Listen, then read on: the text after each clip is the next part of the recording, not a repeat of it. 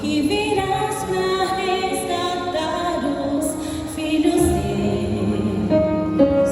Nem sempre é fácil, mesmo assim eu tenho crido que o mundo vai passar e eterno só é Deus. Eu posso ver ao meu redor que o mal insiste em tomar meu coração, mas tua mão me faz melhor pra merecer o instante em que direi então: Senhor Jesus, estou aqui. O dia enfim chegar, vamos subir. Eu sempre quis olhar teu rosto como agora. Me leva para o céu, vamos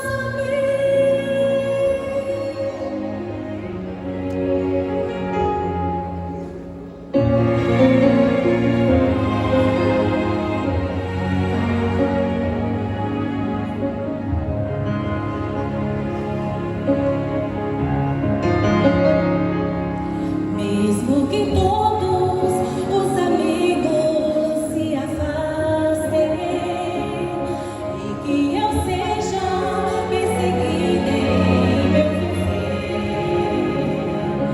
tua presença em minha vida é o que importa. Tenho a certeza de que não vou perecer. Eu posso ver ao meu redor que o mal insiste em tomar meu coração, mas tua mão me faz melhor pra merecer o instante em que direi então: Senhor Jesus, estou aqui. O dia enfim chegar, vamos subir.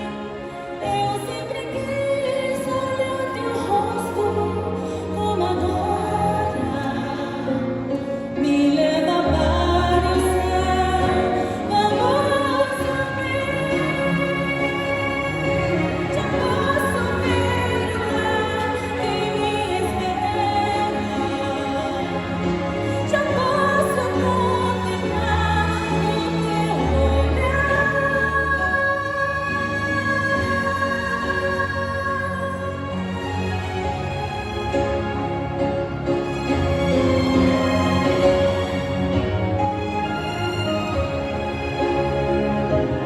Eu sempre quis olhar teu rosto como agora.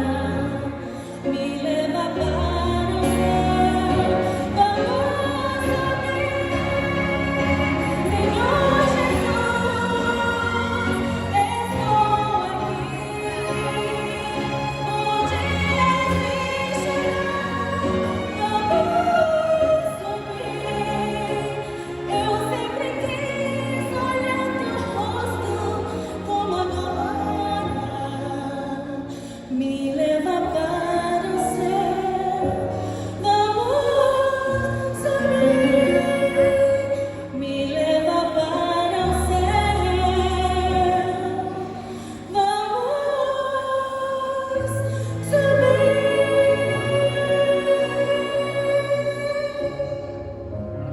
Amém.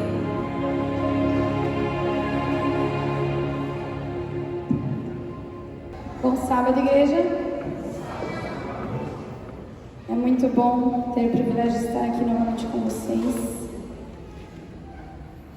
Nestes últimos sábados, nós Nós temos tido algumas mensagens bem interessantes. Sábado passado foi a Ju que pregou, a esposa do pastor Alexandre. E nós estávamos conversando ontem sobre algumas coisas relacionadas ao culto. E eu fico muito feliz de poder ter a oportunidade de, mais uma vez, trazer aqui algumas coisas que Deus tem me ensinado nos últimos tempos. E eu já quero começar a mensagem de hoje pedindo para vocês abrirem a Bíblia comigo.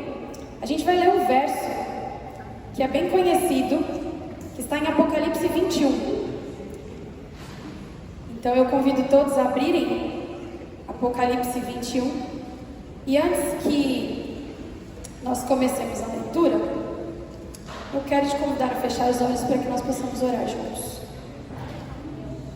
Querido Pai que estás nos céus, nós queremos te agradecer por este lindo dia, por este sábado tão gostoso, pela oportunidade de estarmos aqui reunidos na tua casa para aprender um pouquinho mais da tua palavra.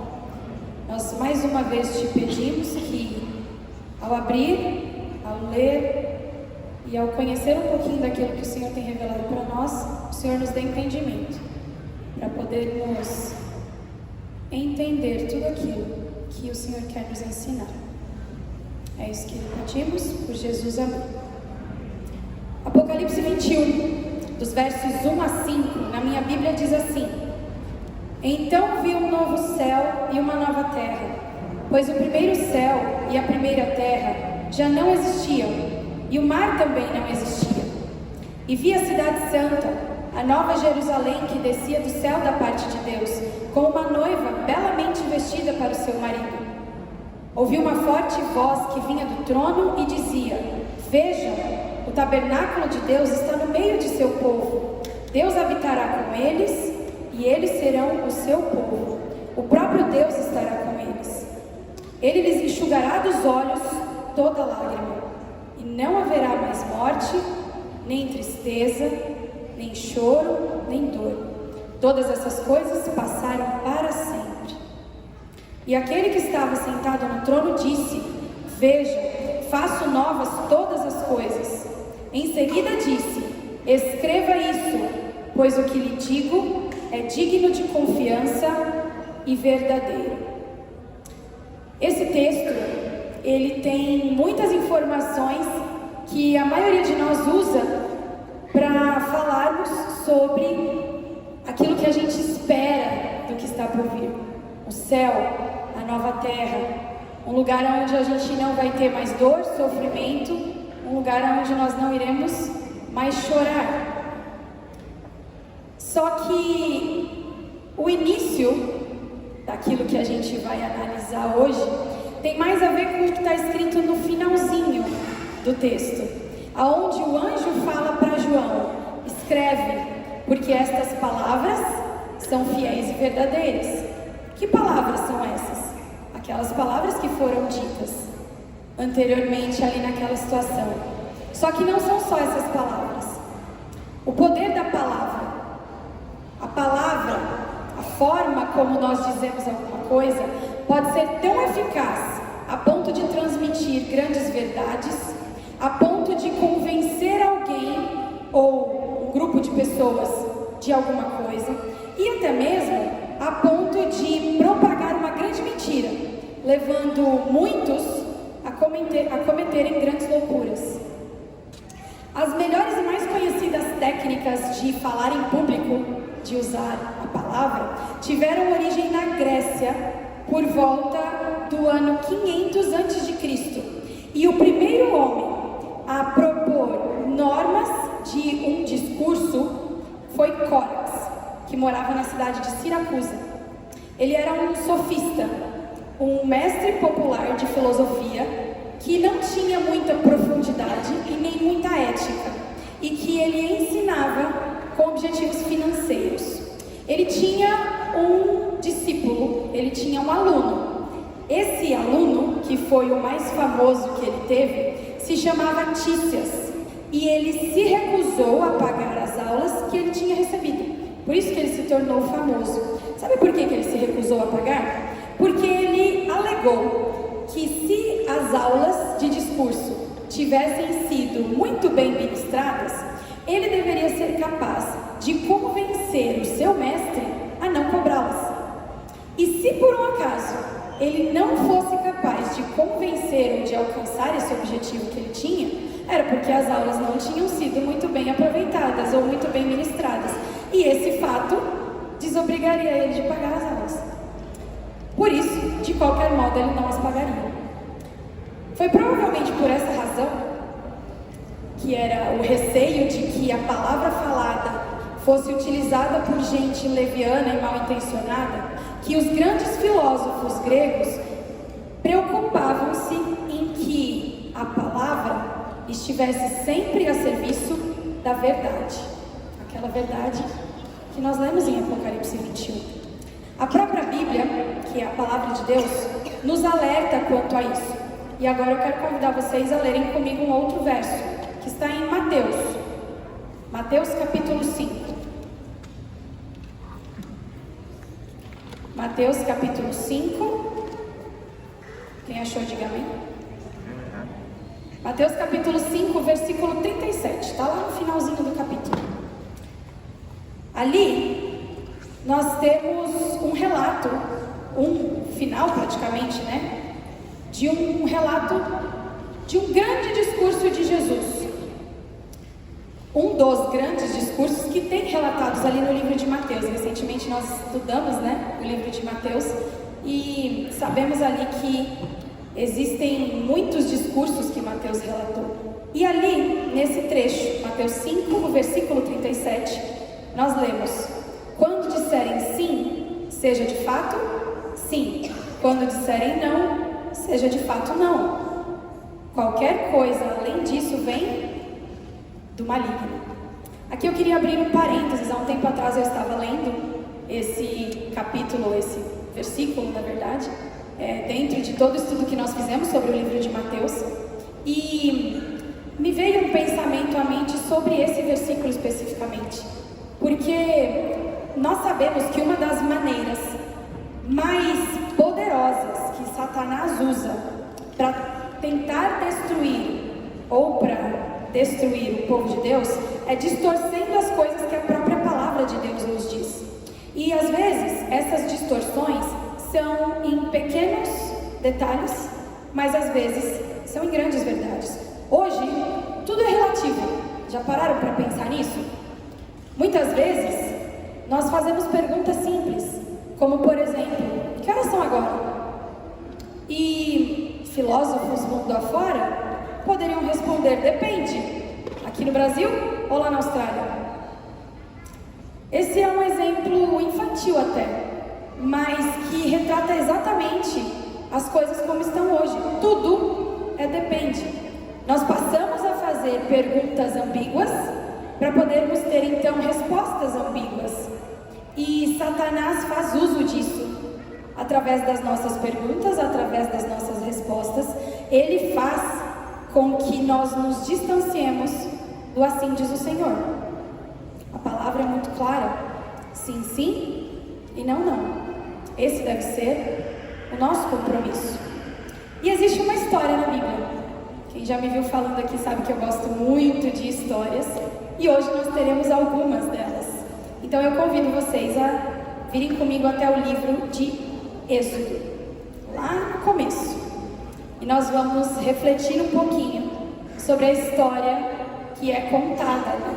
Sabe por que eu quero falar com vocês sobre essa história hoje? Porque essa história nos traz várias reflexões sobre a palavra, sobre isso que nós estamos falando até agora, e também muitas outras. E ela é a história muito conhecida de um homem que teve a ousadia de falar para Deus que ele não sabia falar, que ele se atrapalhava com as palavras. Quem tem algum palpite? Moisés. Fácil, né? A palavra profética na vida de Moisés, ela não começou naquele momento em que ele viu o arbusto em chamas e ouviu Deus falando com ele. Não começou ali. Aquela palavra que foi citada lá em Apocalipse 21, que é fiel e que é verdadeira, sobre a vida de Moisés, ela iniciou muito tempo antes. Lá em Gênesis 15, eu não vou pedir para vocês abrirem agora, a gente vai só citar, mas existe o relato de uma conversa de Deus com Abraão, aonde Deus fala para Abraão que após os 400 anos de escravidão, o povo seria liberto. E ele seria liberto por um libertador.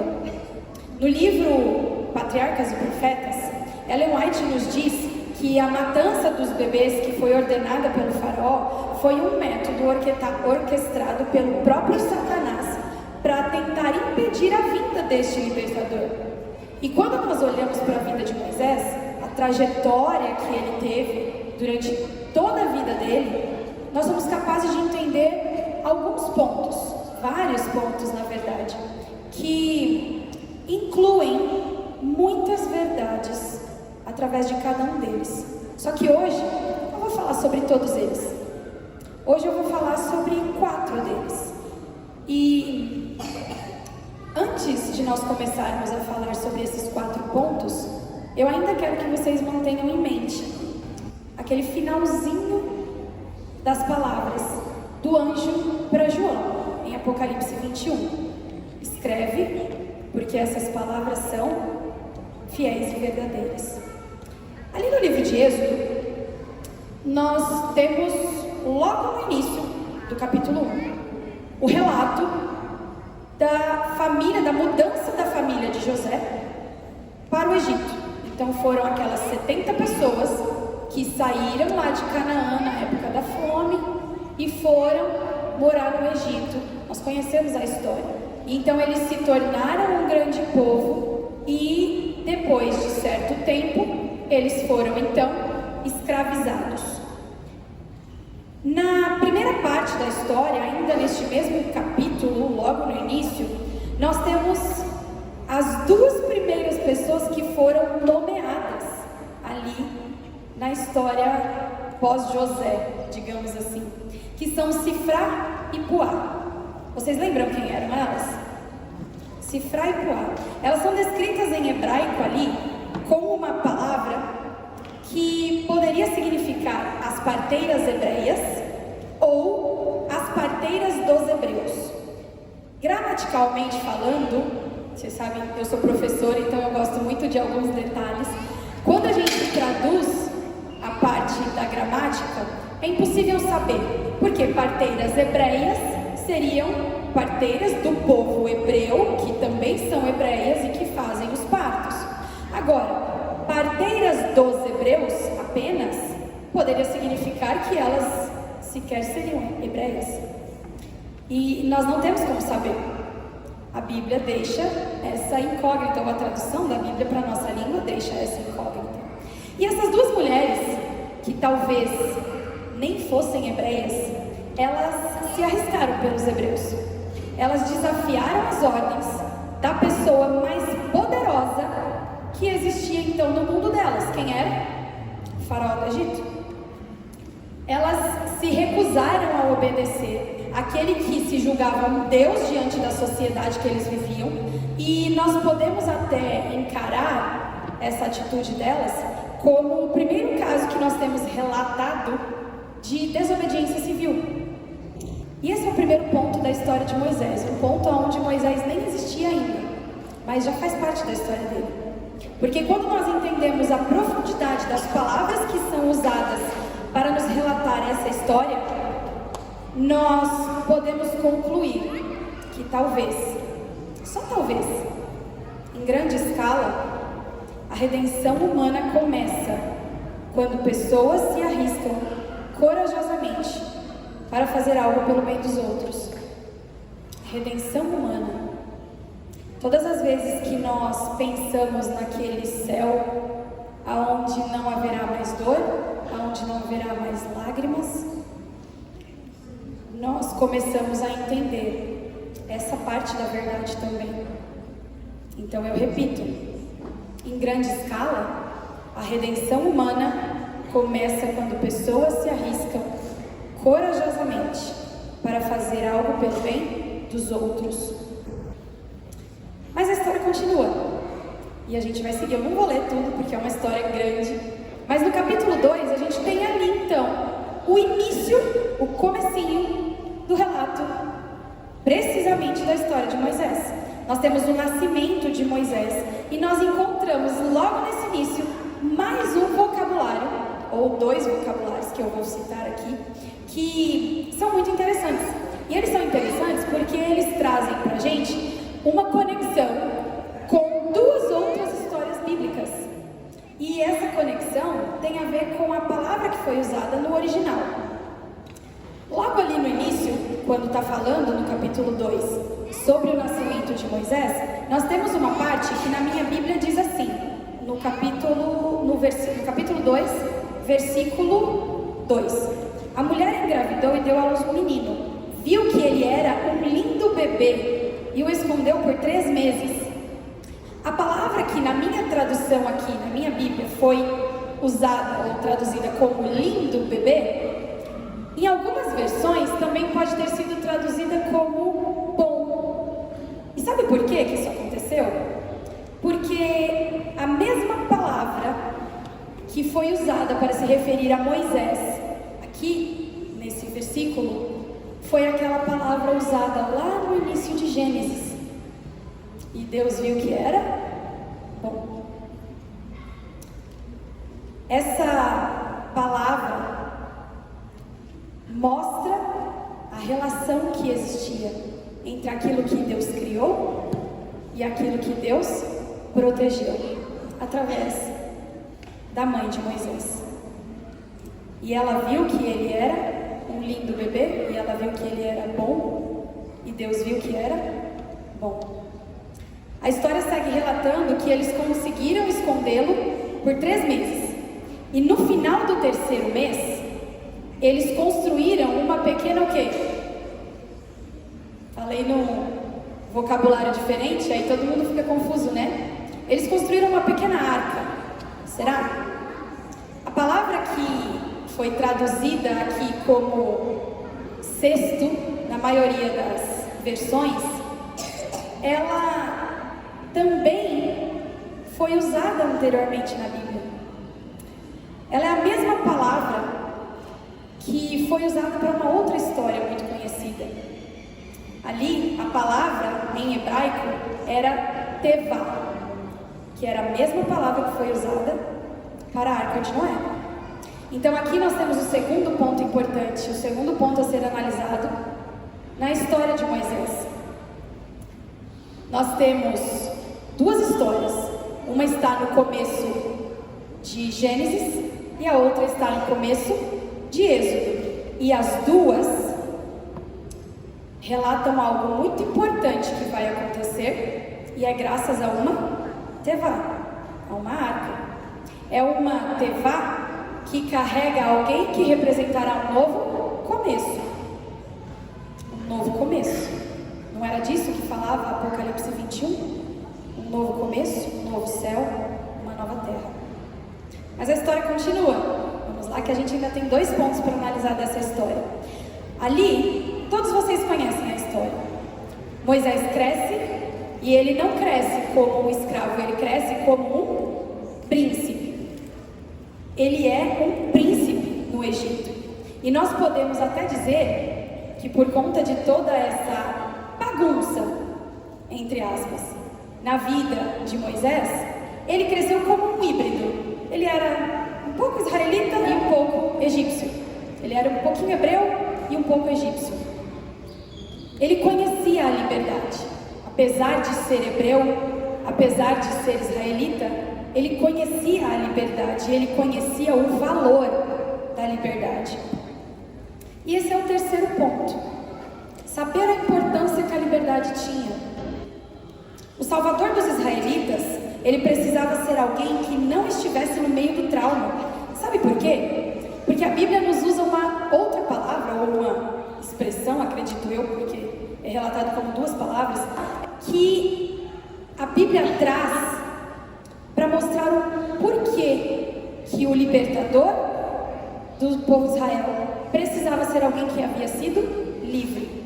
A palavra ou a expressão que é usada na Bíblia diz que as pessoas lá tem Kotzer Ruach, que significa falta de visão. Eles não conseguiam imaginar uma vida fora dali. Eles não conseguiam imaginar uma vida diferente daquela que eles levavam ali. Por isso, o libertador precisava ser alguém que conhecesse um mundo maior do que o mundo dos escravos. Por isso, o libertador precisava ser alguém, talvez, que estivesse ali vivendo na corte do faraó. O libertador dos escravos tinha que ser alguém livre. Mas aqui, a partir então desse ponto na história, nós vemos uma grande virada. Porque Moisés era livre, Moisés era um príncipe. Mas, de repente, ele mata alguém, ele foge e ele vira então um pastor refugiado que trabalha no deserto. Uma vida totalmente diferente daquela que ele levava até então. E num determinado dia da sua vida, agora que já era tão diferente daquela que ele tinha no Egito, ele vê um arbusto em chamas. E esse arbusto não se consome e ele se aproxima. E aí no capítulo 3, esse é um capítulo muito grande, eu não vou ler ele com vocês, mas existe um diálogo muito interessante ali. Esse diálogo que é relatado ali é um diálogo entre Deus e Moisés, aonde Deus fala para Moisés qual é a ordem que ele está dando para Moisés, aquilo que ele precisa cumprir, e Moisés tem um argumento atrás do outro de por que ele não deveria fazer aquilo que Deus estava mandando ele fazer. Vamos ser sinceros aqui. Moisés, ele era um homem cheio de falhas, como qualquer outro. Só que ele ainda era um assassino. Ele ainda era alguém que havia fugido. Ainda era alguém que havia, de certa forma, abandonado o seu povo. Mas Deus escolhe a quem chamar. Na verdade, se nós pararmos para analisar as histórias da Bíblia, se nós pararmos para pensar nas pessoas escolhidas da Bíblia, é muito difícil, eu diria que é quase impossível, encontrar alguém, exceto Jesus, que não tenha um claro defeito ou uma clara falha de caráter e que de alguma forma não fizesse a gente pensar, é sério mesmo que Deus vai escolher esse aí? Tem certeza? A gente quase fala para Deus, não, Deus, é isso mesmo? Não tem alguma coisa errada nesse contexto aí? Só que Deus é especialista nisso.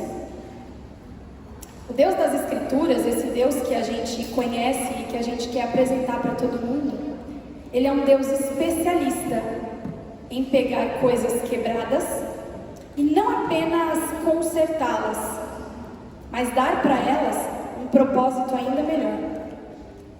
Pensa na sua vida. Não vamos pensar na vida dos outros, vamos pensar na nossa. Pensa na sua vida agora. Quando as pessoas olham para você, você, mais do que ninguém, sabe quais são os defeitos e quais são as falhas de caráter que você tem. E aí você pensa, não, imagina, Deus tem tanta gente melhor para usar. Mas Deus é especialista nisso. Então eu repito, o Deus das Escrituras é um Deus especialista em pegar coisas quebradas e não só consertá-las, mas criar para elas um propósito muito melhor. Diante de Moisés ali, Deus falava para ele qual era o propósito da vida dele. Aquelas ordens que Deus dava para Moisés explicavam de uma maneira incrível qual era o propósito pelo qual ele havia nascido e pelo qual Deus havia protegido ele. Eram palavras fiéis e verdadeiras do próprio Deus dizendo a Moisés qual era o novo propósito da vida dele. E no capítulo 4, e aí eu quero que vocês leiam comigo esse verso. Capítulo 4, a partir do versículo 10, ou no versículo 10, nós temos a resposta de Moisés. Diz assim: Moisés, porém, disse ao Senhor: ó Senhor, eu não tenho facilidade para falar, nem antes e nem agora que falaste com teu servo. Eu não consigo me expressar e eu me atrapalho com as palavras. Ah, Moisés, Será que ele não entendia que as palavras não eram dele? Será que todas aquelas profecias, todas aquelas promessas, todas as ordens que existiam ali naquele contexto onde Deus falava com ele, todas vinham de Deus, nenhuma vinha dele? E mesmo assim, ele tinha medo de dizê-las. Por quê? Por que que diante de todas essas palavras fiéis e verdadeiras, Moisés tinha medo de cumprir aquilo que Deus estava lhe dizendo e ordenando que ele fizesse? Podem existir muitos motivos, eu acredito que existam muitos motivos, mas existem dois deles que são muito importantes, ou que são talvez necessários para nós destacarmos hoje, que são o tempo e o sofrimento. O tempo é um motivo ou um causador de medo, porque uma promessa ou uma profecia vinda de Deus, ela não necessariamente incluía, por exemplo, um cumprimento em 24 horas. Na maioria dos casos, na verdade, o fator imediato não fazia parte da equação, da promessa ou da profecia que existia ali. E aquilo que havia sido profetizado, por exemplo, levava muito tempo para acontecer. Vamos ver alguns exemplos. Um filho para Abraão. Quantos anos demoraram? Os irmãos se prostrando perante José. Algo claro, apesar de ter sido em sonho, mas que levou muito tempo para se concretizar. O próprio surgimento de um libertador para o povo de Israel, 400 anos de escravidão, muito tempo. A vinda do Messias, quanto tempo mais o povo teve que esperar pelo cumprimento dessa promessa?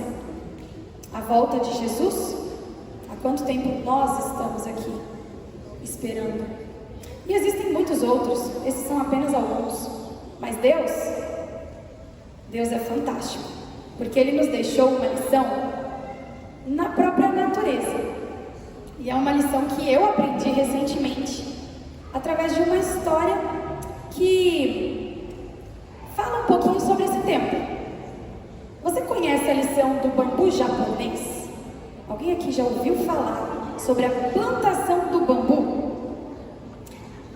Eu não entendo muito de planta. Na verdade, não entendo nada. Minha mãe está aqui, ela pode ser prova viva disso para mim. Eu não entendo nada de planta, mas eu li um pouquinho sobre isso nessa história e eu achei muito interessante que os agricultores, antes de fazer a plantação ali, de colocar as sementes ou as mudinhas, eu não sei como é que o bambu ele existe, acredito que sejam sementes, antes deles colocarem no solo, eles precisam preparar o solo muito bem. Então eles fertilizam, eles irrigam, eles têm que deixar a terra pronta para poder receber aquela planta. E eles tiram as pedras do caminho, eles arrancam ervas daninhas, eles novamente fertilizam, irrigam um pouco mais. E só depois disso é que eles colocam a planta na terra que está preparada para o plantio. Porém, se passam muitas semanas e não existe nenhuma evidência de que aquela plantinha que foi colocada ali tem alguma intenção de germinar. Nada aparece acima do solo. Normalmente, o milho leva 8 dias para poder brotar. É um espaço curto de tempo, mas o bambu não. Passam meses inteiros sem que o bambu dê qualquer sinal de vida. Os primeiros 6 meses se passam sem nenhum broto. Depois de 9 meses, nada ainda se nota sobre a terra. Ainda assim, os lavradores precisam continuar trabalhando, dia após dia, semana após semana, cuidando da terra, acreditando que aquilo que eles fizeram e aquele trabalho que eles estavam realizando estava sendo útil, que iria acontecer alguma coisa. Eles cometeriam um grave erro caso eles se descuidassem de alguma parte do processo. E, na verdade, eles precisam demonstrar muita paciência para poder ver o resultado dos seus esforços. Só que um ano se passa e nenhum broto emerge do solo. É como se a própria terra, que está ali preparada e teoricamente pronta para brotar alguma coisa, estivesse ignorando por completo qualquer esforço dos fazendeiros. Mas eles prosseguem com a persistência. Passa-se mais um ano, passam-se mais 2 anos, 3 anos e nenhum broto aparece. Passa-se o 4º ano e nada acontece. O tempo não é nem um pouquinho piedoso com aqueles lavradores. O que está acontecendo? Por que depois de 4 anos de espera, nada aconteceu? Nenhuma pequenininha evidência de que tem alguma coisa funcionando. Esse é o ponto especialista de Deus. No 5º ano, começa a surgir no solo um brotinho, que no começo é bem pequeno, e que depois vai se tornar uma planta extraordinária. Porque depois disso, depois que aparece o primeiro broto, as coisas realmente começam a decolar. Em questão de pouco tempo, o bambu se desenvolve de uma maneira que quase dá para ver o crescimento dele de hora em hora. Eles chegam, algumas dessas plantas chegam a 25 metros em aproximadamente 12 semanas. É muito alto. A longa espera e o esforço diligente recebem a devida recompensa. Sabem por quê que isso acontece? Sabem o porquê dessa demora e dessa espera? Esse é o poder do crescimento da raiz. O que aconteceu ali com aquele bambu foi que naqueles longos anos gestacionais daquela planta, nos quais nada aparecia acima do solo, ele estava se espalhando de maneira rápida e invisível embaixo da superfície do solo. A planta produzia em silêncio um sistema poderoso de raízes, que mais tarde faria aquela planta crescer e alcançar uma altura incrível em pouquíssimo tempo. Existem relatos de grandes tempestades que aconteceram, que arrancaram árvores enormes, mas os bambus continuaram intactos. O tempo foi essencial.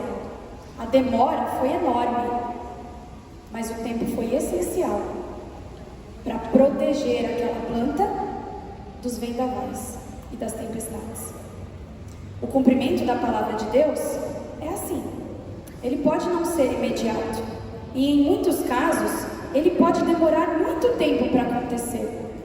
No fundo, talvez Moisés soubesse disso. Ele conhecia, possivelmente, muitas profecias, e ele sabia o tempo que demorava.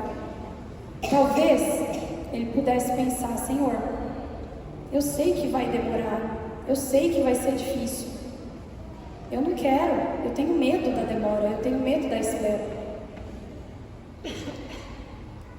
Mas o cumprimento da palavra de Deus, que não é imediato, e em muitos casos pode demorar anos, ainda assim é verdadeiro, porque a palavra é de Deus. Lembram? Essas palavras são fiéis e verdadeiras.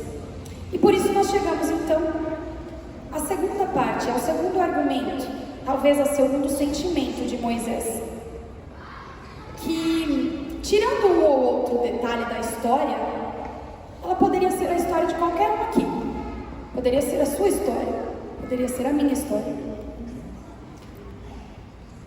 A parte da história onde nós falamos sobre sofrimento. Você já se perguntou quantas lágrimas Moisés e todas as pessoas envolvidas na história dele derramaram? Quantas vezes será que o povo de Israel chorou esperando libertação? Quantas vezes o próprio Moisés deve ter chorado com eles? de um povo que suplicava pela promessa de Apocalipse 21. Eles já estavam cansados e desesperados para parar de chorar. Mas a gente não precisa ir longe, porque existem outras histórias, existem outros relatos, muitas vezes na nossa própria vida, aonde nós também passamos por situações que nós falamos para Deus: Senhor, por favor, eu não quero mais chorar. E pensando sobre isso alguns dias atrás, eu lembrei de uma história em que envolve choro e lágrima. A primeira e a maior emoção da vida de uma mãe é ouvir o choro forte do seu bebê quando nasce. Eu tenho 2 filhas, vocês todos conhecem as 2 aí, andando pela igreja. Mas eu posso dizer que eu só senti essa emoção uma vez. Quando a Tina nasceu, que é a minha filha mais velha, para quem não conhece, ela não chorou. Eu estava ali na maca, anestesiada, meio grogue, e eu me lembro que quando eles tiraram ela da minha barriga, tinha uma enfermeira que estava segurando ela assim, eu não ouvi o choro, e aí ela correu só. A Tina, eu lembro de ter visto talvez um pedacinho da perninha dela, do braço, não sei, e eu só via a enfermeira colocando a Tina no bercinho, assim, quadradinho de hospital, aspirando ela ali, fazendo alguma coisa, e aí de repente eu ouvi um choro bem fraquinho, assim, sabe aquela coisinha bem fraquinha que o bebê faz? E foi, é claro que foi assim, emocionante, porque era minha primeira filha, mas aquilo não me fez chorar compulsivamente em situações como algumas situações nos causam. Só que quando a Nath nasceu, talvez tenha sido um dos momentos mais incríveis e diferentes que eu já vivi.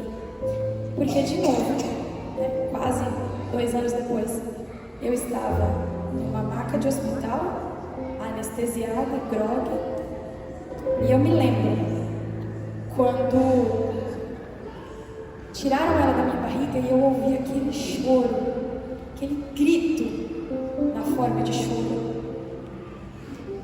E aí eles logo colocaram ela assim, para que eu a visse. E depois foram limpar ela antes de colocar ela perto de mim. E eu chorei tanto. Eu chorava compulsivamente na hora que eu ouvi o choro da minha bebê. E alguns dias atrás essa história me veio à mente porque nós estávamos em casa assistindo ao vídeo do nascimento da Nath. E aí a Tina me perguntou, falou: mamãe, você estava chorando porque você estava triste? E aí eu dei risada e falei: não, filha, aquelas ali eram lágrimas de alegria. E aí eu pensei, então, me veio à mente uma pergunta: por que é que nós expressamos as nossas grandes alegrias com lágrimas? Por quê? E Deus me respondeu essa pergunta com uma outra história. Pode colocar a primeira foto, minhas 2 primeiras, pode colocar a primeira e depois coloca a segunda. A história que Deus usou para me responder essa pergunta que me veio à mente foi a história dessa pessoinha que está comigo aqui. Júlia é o nome dela. Eu tenho o privilégio de poder chamá-la de melhor amiga. Nós já somos amigas há muito tempo. E a história dela fez um contraste gigantesco com a minha história. Em 2017, eu estava morando fora do país, a Tina era pequenininha. E quando nós fomos para fora do país, a Julie estava grávida. Minha melhor amiga grávida e eu fora do país. Eu nem poder curtir, sabe, a gestação dela. Mas a gente se falava por ligação de vídeo praticamente todos os dias. E nós tínhamos um combinado. Não era só comigo, eram com muitas pessoas que queriam acompanhar o nascimento do bebê da Julie. E o combinado era que durante o momento do parto, ela iria transmitir. A mãe dela talvez seguraria o celular e tal. E a gente poderia acompanhar. E eu fiquei feliz, porque eu estava muito longe. Eu não tinha nenhuma vezinha sequer, passado a mão na barriga dela com um barrigão grande, igual eu já fiz com a Vivi. Não tive essa oportunidade, porque quando eu saí do país, a barriga dela ainda não aparecia, apesar dela já estar grávida. E chegou o dia do nascimento do Iron, só que algo deu errado. A Julie optou por fazer um parto domiciliar. E o bebê dela, assim como a minha primeira bebê, não chorou. E aí eles tiveram que ir para o hospital. Pode colocar a terceira foto. Eles tiveram que ir para o hospital. Ele passou por um momento de tentarem reanimá-lo durante 50 minutos sem oxigênio. E conseguiram reanimá-lo, apesar de não ter perspectiva nenhuma para esse bebê. E aí foi na UTI, a Julie segurando o filhinho dela, o primeiro filho, que ela também não tinha ouvido chorar quando nasceu. A Julie sempre foi uma pessoa... Sabe aquele tipo de pessoa que tem resposta para tudo na ponta da língua? Aquele tipo de pessoa que gosta de argumentar. E a gente sempre teve altas discussões saudáveis, né? Mas aonde ela sempre mostrou o ímpeto dela. E ela me contou, um tempinho depois dessa foto, que no momento em que ela chegou no hospital, com toda a situação que tinha acontecido, ela foi confrontada por um médico que obviamente não apoiava a escolha que ela tinha feito e que acabou lhe falando muitas verdades sobre a situação do bebê dela por conta da escolha que ela tinha feito. E aquela pessoa que sempre tinha sido tão forte, que sempre tinha debatido tanto, que sempre tinha falado com tanta certeza daquilo que ela acreditava, ela não teve resposta. Sabe qual foi a única reação dela? Ela chorou compulsivamente, ouvindo o que o médico tinha para lhe dizer. Ela desabou. As lágrimas dela eram incontroláveis e pareciam infinitas. Esse é o sofrimento. Aquela verdade da qual a Bíblia diz que a gente não aguenta mais chorar. Por que eu comecei falando de sofrimento como uma história feliz? É porque a resposta para aquela pergunta de por que nós choramos em momentos muito felizes da vida, essa resposta ela se linka com os momentos tristes, com os momentos de dor. É pelo mesmo motivo das grandes tristezas também serem acompanhadas de lágrimas. Nós desejamos desesperadamente não chorar mais. Nós esperamos ansiosos pelo dia em que as palavras fiéis e verdadeiras de Apocalipse 21 serão cumpridas na nossa vida. E que todo esse tempo de espera tenha chegado ao fim. Moisés e aqueles que estavam com ele, aqueles a quem ele queria libertar, eles levaram uma vida inteira para chegar ao destino prometido. E muitos deles, inclusive o próprio Moisés, não viram o cumprimento da promessa. Certamente, durante aqueles 40 anos no deserto, muitas lágrimas foram derramadas. A Julie hoje, ela não tem mais o bebezinho dela nos braços. Esse é o Iron. Alguns dias depois de nascido, ele viveu por 5 anos em cima de uma cama. E no ano passado, ele faleceu. Hoje, meses depois, ela ainda chora por isso. As lágrimas de alegria que nós derramamos, elas são passageiras. Elas existem. Elas são naturais, mas elas são passageiras. E elas também nos fazem ter ainda mais vontade de chegar diante de Jesus, olhar nos olhos dele e lembrar que houve um dia, talvez o dia de hoje, talvez algum tempo atrás, em que tudo isso parecia muito distante,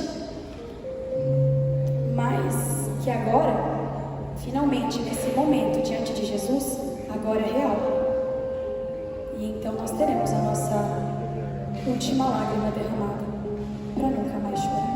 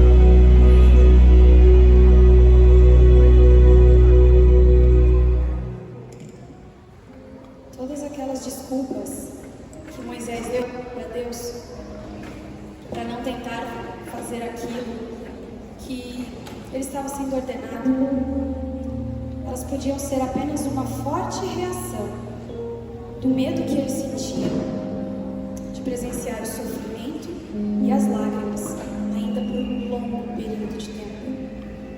No fim, foi isso mesmo que aconteceu. Mas, ainda assim, Deus esteve ao lado dele durante todo o processo, durante cada segundo daquele longo período. E ele viu todas as lágrimas que estavam sendo derramadas.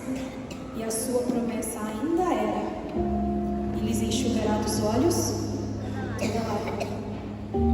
Então escreve, porque essas palavras são fiéis e verdadeiras. Eu não sei quantas lágrimas você já derramou na sua vida. Eu não sei nem quantas eu já derramei. Eu não sei se você já derramou mais lágrimas de tristeza ou mais lágrimas de alegria. Mas de um jeito ou de outro, a gente não quer mais chorar.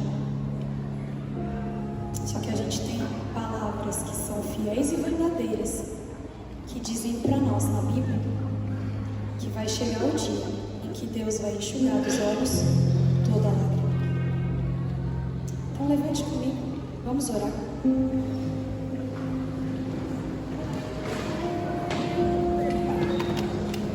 Querido Pai, nós queremos diante de Ti colocar todas as nossas lágrimas, aquelas que nós já derramamos algum dia e aquelas que nós ainda iremos derramar. Nós não sabemos se elas serão de tristeza, se elas serão de alegria, mas nós sabemos que em algum momento, alguma delas vai ser a última. E nós ansiamos por isso, desesperadamente. Então cuida do nosso coração. Cuida dos nossos momentos de tristeza, dos nossos momentos de alegria. E nos faça aprender as lições para que nós não usemos desculpas por causa do medo do tempo, por causa do medo da dor e do sofrimento. Tire de nós essas desculpas. Cuide de nós. Nos carregue no colo. Em todos os momentos em que nós estivermos chorando, mesmo que seja de alegria. Porque estar no teu colo, estar nos teus braços, é sempre aquilo que de melhor pode acontecer na nossa vida. Nós pedimos por todos aqueles que estão sofrendo, por todos aqueles que estão chorando, e nós lembramos deles também, para interceder de que o Senhor olhe por eles e mostre para eles de alguma forma que em algum momento eles derramarão a última lágrima e depois não irão mais chorar. É isso que nós pedimos e é isso que nós agradecemos também. Por Jesus, amém.